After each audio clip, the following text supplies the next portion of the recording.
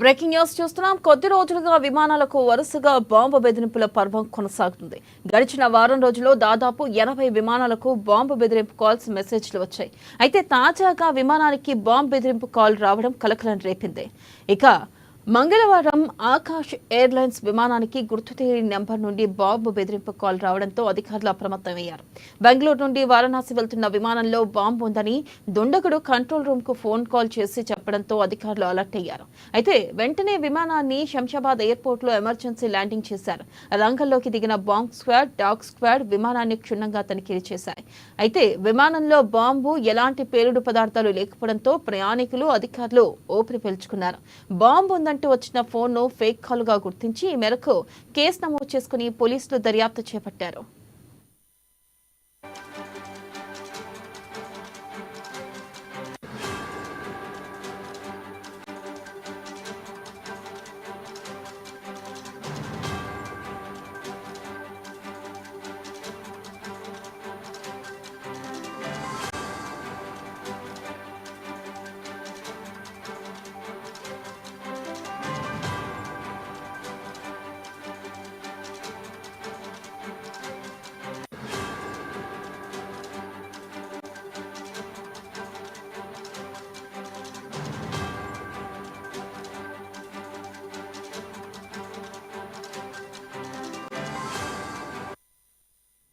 Breaking news చూస్తున్నాం. కొద్ది రోజులుగా విమానాలకు వరుసగా బాంబు బెదిరింపుల పర్వం కొనసాగుతుంది.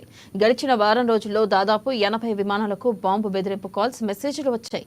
తాజాగా మరో విమానానికి బాంబు బెదిరింపు కాల్ కలకలం రేపింది. మంగళవారం ఆకాష్ ఎయిర్లైన్స్ విమానానికి గుర్తు తెలియని నెంబర్ నుండి బాంబు బెదిరింపు కాల్ రావడంతో అధికారులు అప్రమత్తమయ్యారు. ఇక బెంగళూరు నుండి వారణాసి వెళ్తున్న విమానంలో బాంబు ఉందని దుండగుడు కంట్రోల్ రూమ్ కి ఫోన్ కాల్ చేసి చెప్పడంతో అధికారులు అలర్ట్ అయ్యారు. వెంటనే విమానాన్ని శంషాబాద్ ఎయిర్పోర్ట్ లో ఎమర్జెన్సీ ల్యాండింగ్ చేశారు. ఇక రంగంలోకి దిగిన బాంబ్ స్క్వాడ్, డాగ్ స్క్వాడ్ విమానాన్ని క్షుణ్ణంగా తనిఖీ చేశాయి.